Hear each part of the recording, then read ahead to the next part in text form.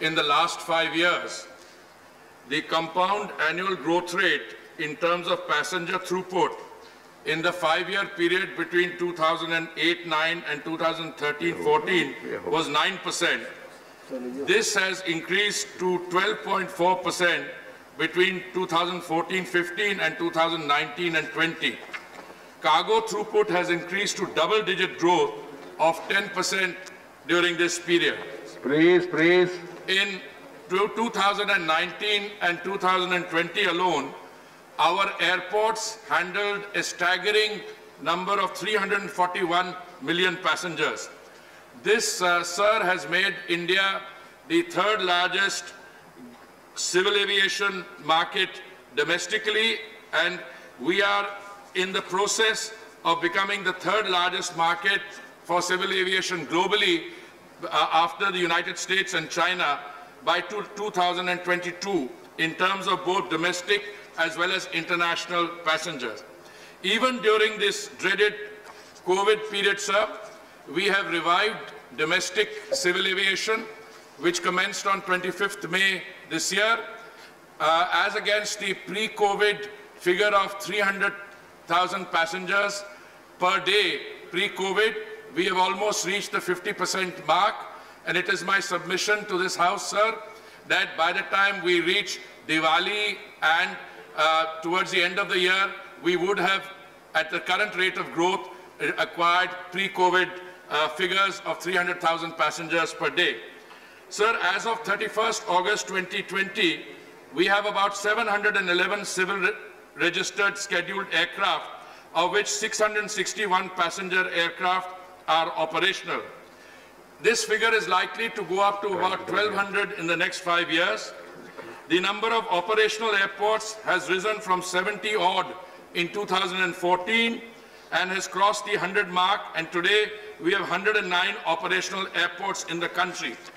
Sir, we have to date operationalized 279 UDAN routes covering 50 underserved and unserved airports, including 5 helipads. The UDAN scheme has greatly helped in developing airport infrastructure. We have an ambitious target of developing and operationalizing 100 additional airports in the next 5 years by the year 2024, bringing the total to 200. We have taken several measures to help the beleaguered civil aviation sector, which is under strain. These include an impetus to Indian MROs, including end-of-lease maintenance, engine and component OEMs, rationalizing of airspace, and a number of other factors. This tremendous growth in itself has thrown up many challenges, such as saturated airport capacity, lack of trained manpower, limited manufacturing capabilities. But these, I believe, sir, are happy challenges.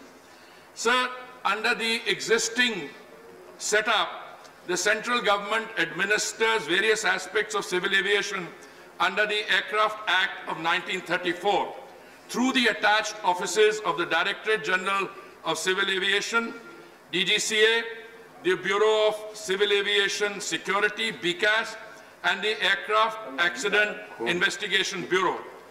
These attached offices of DGCA, BCAS, and AAIB have been constituted under executive powers of the government, and their administrative duties and day-to-day functioning are governed by the government rules.